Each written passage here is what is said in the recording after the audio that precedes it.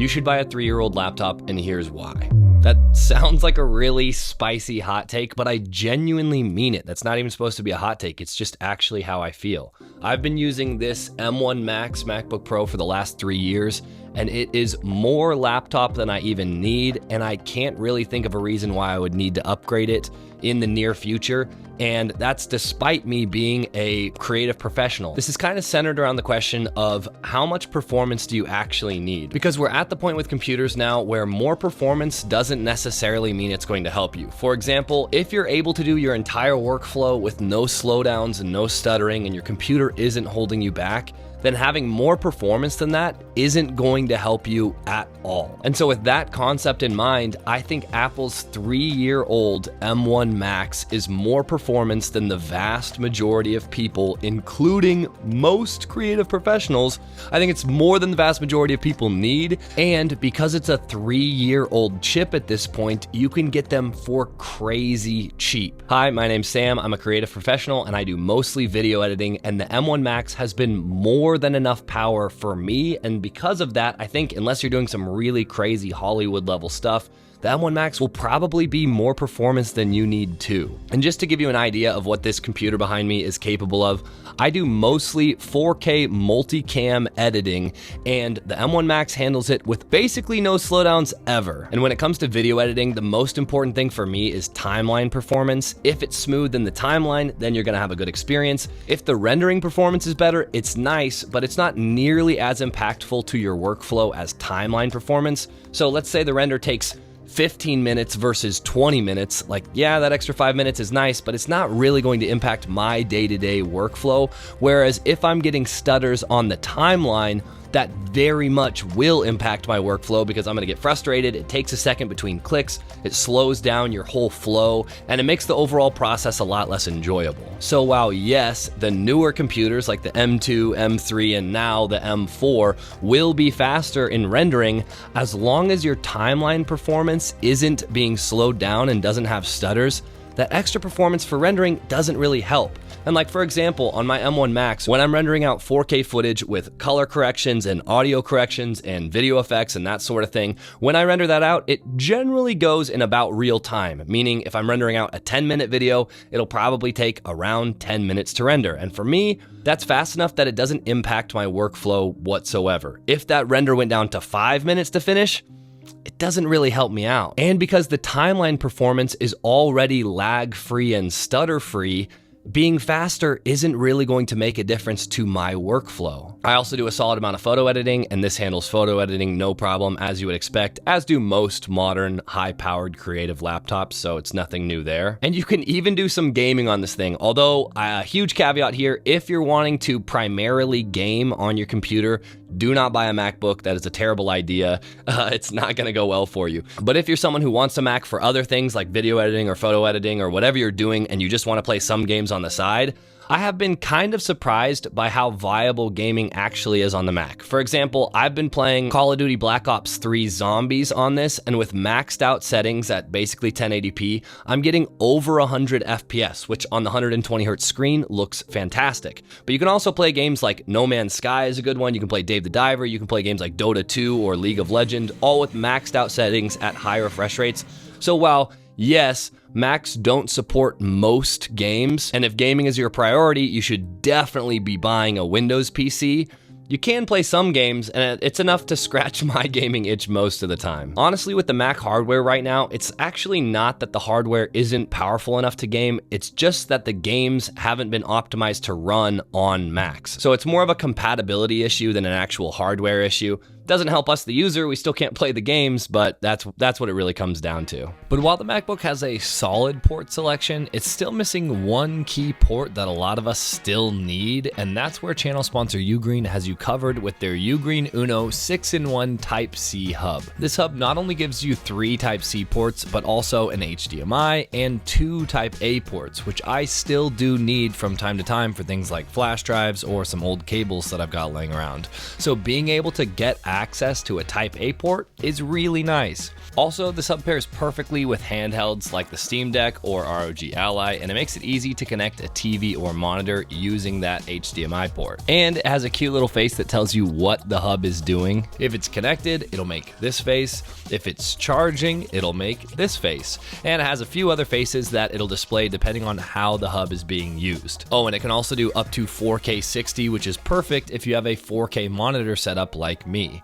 If you want to check it out, I'll leave it linked below. And thanks again to Ugreen for sponsoring this section of the video. But I think we need to look at what are you actually getting if you bought like an M3 Max versus an M1 Max laptop. And here's the thing, yes, you are getting a new chipset, but basically everything else about the laptop is the same. The battery is going to be almost identical. Apple rates them within 1 hour of each other, which is basically the same. The build quality is the same, the keyboard's the same, the screen is the same. The new ones do have 100 nits more peak brightness in SDR, but you can get software, like I use Vivid on here, and that software will allow you to use the entire screen as if the content is HDR, and then you can go up to 1600 nits in SDR, and that is the same on any M1 Max MacBook Pro versus any M3 Max MacBook Pro. So the screens are basically the same, the speakers are the same, the webcams are the same, the mics are the same, the ports are the same.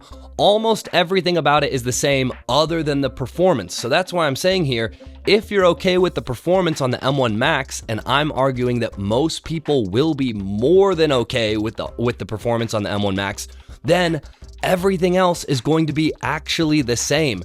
And then because it's a 3-year-old laptop, you can just go on eBay or Facebook Market or wherever, and you can get them for crazy cheap. Like if you look right now, you can buy an M1 Max 16-inch MacBook with like 32 gigs of RAM or even up to 64 gigs of RAM for between $1,000 and $1,500. And I am telling you, the level of build quality, the level of performance, how the screen looks, how the speakers sound, how the webcam looks, everything about this laptop is top notch. But you don't have to pay top-notch dollar because it's 3 years old now. I hope I don't eat my words here, but I am super hopeful that this laptop is going to last me a really long time. I can't imagine myself needing more performance than this has, at least not with my current workflow, not until I move up to like 8K or something, which I'm not planning on doing. And so because it has the performance that I need and everything else about it is good, I don't see any reason for me to upgrade. We've kind of hit this point with the M series, or especially the M1 Max more than the M1 Pro or M1, where the performance is so good that yes, you have more performance with the M2 Max and M3 Max, but what is that performance actually getting you? Because for me, the computer is no longer the bottleneck for my workflow. It is now me who is the bottleneck, which is I can't click fast enough and edit fast enough for my computer to slow me down. So given that that's the case, more performance doesn't help me.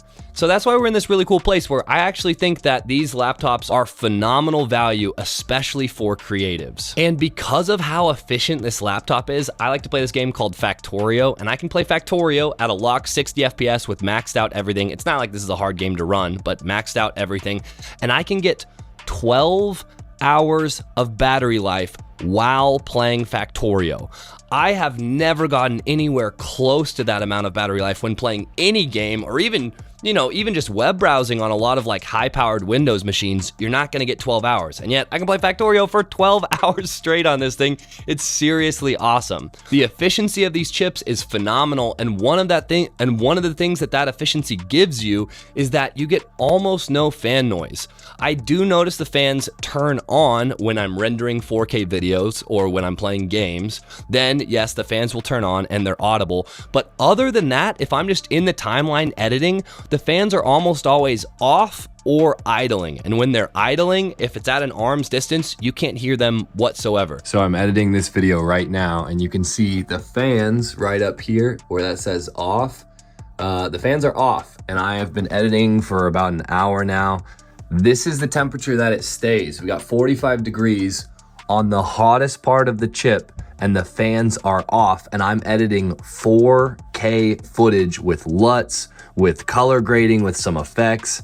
Here, I'll show you. This is the project so far, and the fans are off, not quiet, they are off. So then you have basically a dead silent machine that's giving you 4K video editing performance, and if you're not in the video editing space, you're probably like, why is this guy freaking out about not having any fan noise when you're editing 4K footage? But if you are in the space, you know how cool that is to have your laptop be silent while you're editing 4K footage. It's so cool. Oh, and the battery life, if I'm just doing simple things like emails and web browsing and watching YouTube videos and that sort of thing, I generally will get between 12 and 15 hours of battery life.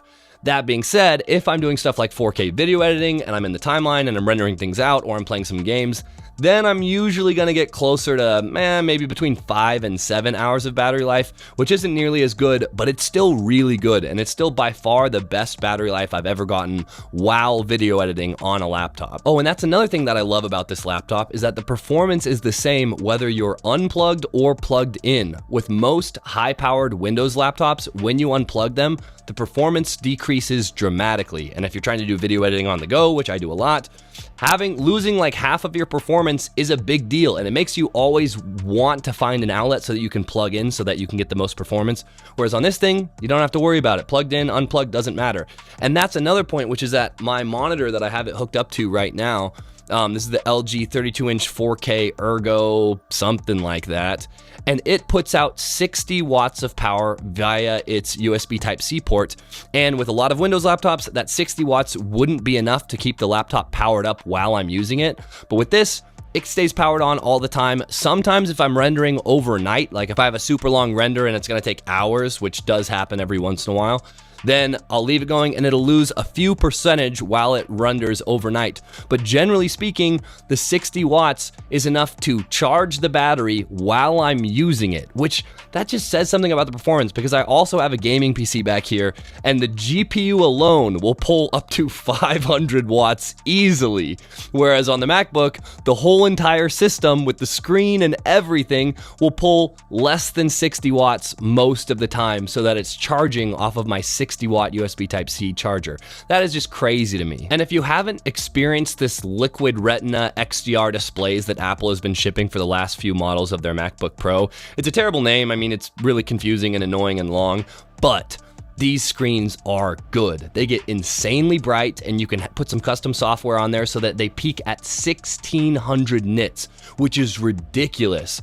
Most creative laptops, generally speaking, probably peak at about 500 nits, so having it be 1600 nits is crazy. I am telling you, this screen in real life looks phenomenal. It's one of my favorite screens that I've ever seen, and it rivals OLEDs with the black levels, even though it's a mini LED. So yeah, it seems like, at least for me, we're finally at a point in computers where more performance doesn't affect my workflow, and so with that being said, I think it's a good idea to just buy a used one or buy a refurbished one off of the used market like eBay or Facebook Market or, B&H or something like that.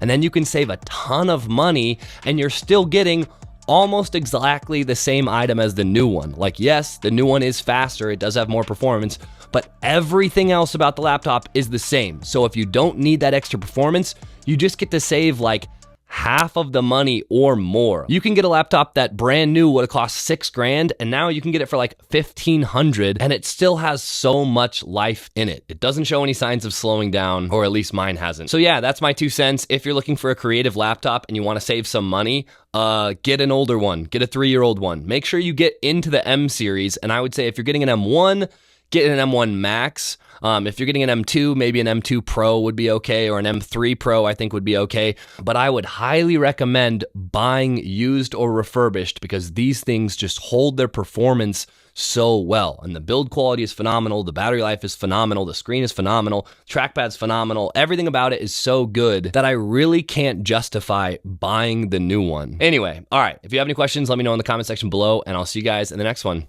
Peace.